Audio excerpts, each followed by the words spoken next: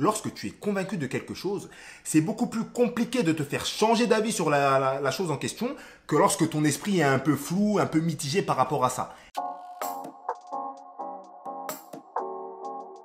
Salut à toi mon petit loup, j'espère que tu vas bien, j'espère que tu te portes bien.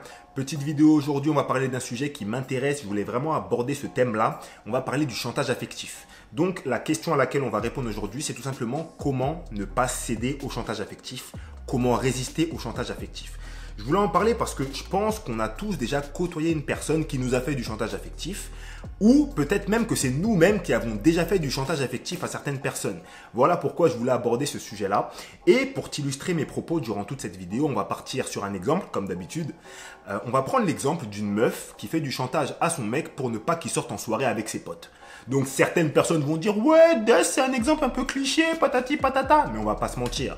Quasiment tous les gars, on a déjà côtoyé une meuf qui nous a fait du chantage pour pas qu'on aille en soirée avec nos potes, pour pas qu'on aille au bar ou un truc comme ça. Donc ouais, ça peut paraître un peu cliché, mais c'est une réalité qui arrive souvent. Donc voilà. Quelle est la solution pour résister au chantage affectif ? Eh bien, je pense qu'avant de parler de la solution, il faut parler des objectifs de la personne qui vous fait du chantage. Que veut la personne qui te fait du chantage affectif ? Son objectif, c'est tout simplement de te faire croire que ce que tu t'apprêtes à faire est mal.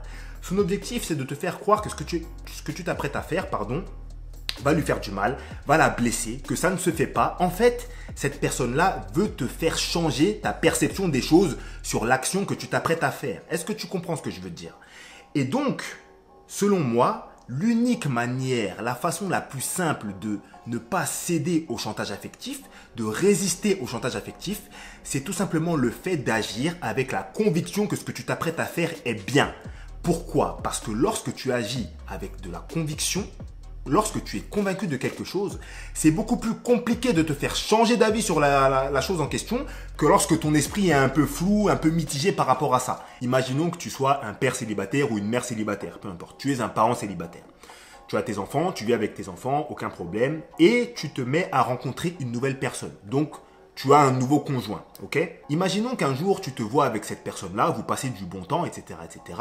Mais maintenant, il est 16h30 et tu dois aller chercher tes enfants à l'école. Si maintenant cette personne, elle commence à te dire « Ouais, attends, là tu vas aller chercher tes enfants à l'école, franchement ça se fait pas, si tu vas chercher tes enfants à l'école, écoute, je vais commencer à remettre en doute notre relation, là on est en train de passer du bon temps, la prochaine fois qu'on va se voir, ça se trouve ce sera dans longtemps, on sait pas quand est-ce qu'on peut se voir, la situation entre nous elle est compliquée, patati patata ». Si cette personne te dit ça, est-ce que tu vas réfléchir à te dire « Ouais, attends, est-ce que je vais chercher mes enfants ou pas, là c'est chaud », mais tu vas jamais réfléchir comme ça. Pourquoi est-ce que tu réfléchiras pas comme ça ?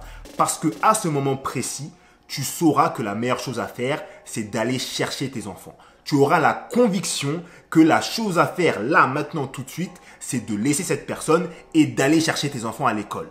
Pourquoi ? Parce que c'est comme ça et parce que tu en as la conviction. Et cet état d'esprit d'être convaincu de tout ce que tu fais, eh bien, il faut l'avoir dans absolument tout ce que tu fais pour ne pas céder au chantage affectif. C'est la façon la plus simple de ne pas céder au chantage affectif.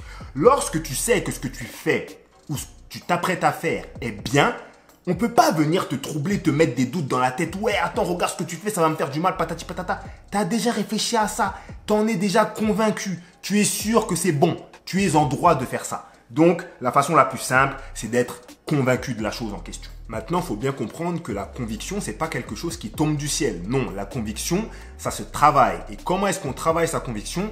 Eh bien, tout simplement en envisageant les situations en avance. Reprenons l'exemple initial de la vidéo, ok ? Tu es un mec célibataire, qu'est-ce que tu dois faire quand tu es un mec célibataire ? Eh bien, c'est à ce moment-là que tu dois te poser certaines questions. Tu vas te demander, est-ce que j'estime que c'est bien quand je suis en couple de sortir en boîte avec mes potes ? Est-ce que j'estime moi que c'est bien quand je suis en couple de sortir avec mes potes au bar ? Est-ce que quand je serai en couple avec une meuf, si cette meuf me dit qu'elle veut sortir seule avec ses copines en soirée, en boîte, en bar ou je ne sais où, est-ce que je vais mal le prendre ? Est-ce que ça pourrait me blesser ? Est-ce que je vais être piqué par rapport à ça ? Pour te mettre à la place de la personne. Tu vas réfléchir à ces questions-là en amont, avant que ça arrive. Et en y réfléchissant, tu vas trouver des réponses. Et au bout d'un moment, tu vas avoir la conviction qu'une chose est bien ou qu'une chose n'est pas bien. Tout simplement, c'est comme ça qu'on travaille sa conviction. C'est la première chose à faire. Et la deuxième chose que tu peux faire, c'est tout simplement que lorsque tu rencontres une nouvelle personne, eh bien tu vas lui en parler. Donc tu rencontres une nouvelle meuf, quand vous allez apprendre à faire connaissance, vous n'allez pas parler que du physique, que des vacances, que des trucs joyeux. Non, tu vas aussi parler des trucs qui peuvent déranger. Tu vas lui dire, écoute, moi, j'ai l'habitude avec mes potes de sortir 2 fois par mois au bar parce que voilà, on a besoin un petit peu de se voir entre nous, passer du bon temps, patati patata. Voilà. Et à partir de ce moment-là, si la meuf ne te dit rien, t'as tout gagné, c'est bon. Parce que soit elle te dit rien parce qu'elle n'a aucun problème avec ça, numéro 1, ou soit si elle te dit rien mais qu'elle a un problème, c'est elle qui a perdu. Parce que si elle te dit rien, mais qu'un jour quand ça arrive, elle veut te faire du chantage, tu vas directement retourner la vapeur. Parce que lorsqu'elle va te faire du chantage, tu auras la possibilité de dire, mais attends, moi je t'en avais parlé quand on s'est rencontrés, tu disais rien à ce moment-là. Là maintenant tu me parles de chantage, qu'est-ce qui se passe? Pourquoi tu n'as pas parlé au moment de la conversation? Et donc là maintenant tu changes le rapport de force et c'est toi qui prends le dessus. Est-ce que tu comprends ce que je veux dire? Voilà les 2 étapes que tu peux faire pour éviter le chantage affectif. Maintenant, si tu es déjà en couple avec la personne, c'est vrai que ça peut être un peu plus compliqué parce que vous avez déjà une certaine routine de vie, une certaine habitude de vie, etc., etc. Mais si tu changes d'avis sur un sujet, eh bien, il faut quand même que tu l'exposes. Il faut que tu dises, écoute, j'ai changé d'avis là-dessus. Avant, je pensais que j'étais un mec qui sortait pas trop, j'avais pas trop besoin de sortir, etc., etc. Maintenant, je me suis rendu compte que j'ai un peu besoin de passer du temps avec mes potes. Ça me permet de décompresser, ça me permet d'être dans des cadres différents. Là, je me rends compte que ma vie sociale, elle est un petit peu maigre en ce moment. J'ai besoin de sortir avec mes potes. Voilà, moi, j'aimerais bien sortir avec mes potes maintenant 2 fois par mois. Qu'est-ce que tu en penses? Voilà, c'est ça qu'il faut faire si tu es déjà en couple. Et surtout, si tu changes d'avis sur un truc sur lequel tu t'étais engagé ou un truc que tu avais dit, ne le dis pas à l'instant T lorsque les choses arrivent. C'est pas genre quand t'as toujours dit à ta meuf que tu sortais pas en soirée. Voilà, tu l'as toujours dit à ta meuf que tu sortais pas en soirée. C'est pas vendredi à 19h, tu dis ouais vas-y dans 1 heure je vais en soirée. Non, c'est pas ça, tu vois. Il faut que tu lui parles à un moment où il n'y a rien. Comme ça, elle peut se préparer. Tu la mets pas dos au mur. Tu comprends ce que je veux dire? Il faut jamais mettre les gens dos au mur quand c'est toi qui t'es engagé sur quelque chose. C'est pas bon. Donc voilà. Voilà pour moi les solutions que tu peux mettre en place pour ne pas céder au chantage affectif. Je ne pense pas. Ce sont des choses qui marchent. Ce sont des choses qui fonctionnent.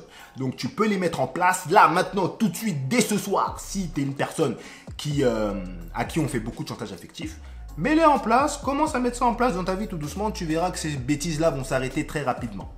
Voilà, c'est tout ce que je voulais te dire pour cette vidéo. Dis-moi ce que tu en penses dans les commentaires. Comme d'habitude, n'hésite pas à t'abonner, ça ferait plaisir. Mon numéro pour le coaching s'affiche juste en dessous de l'écran comme d'habitude. Tu m'envoies un texto avec ton nom, ton problème en 2 mots. On programme un petit appel qui te permettra d'obtenir un de mes accompagnements si besoin. Et moi, je te laisse là. Je te souhaite une bonne journée ou une bonne soirée. Ça dépend à quelle heure tu regardes ça. Salut mon petit loup et à la prochaine.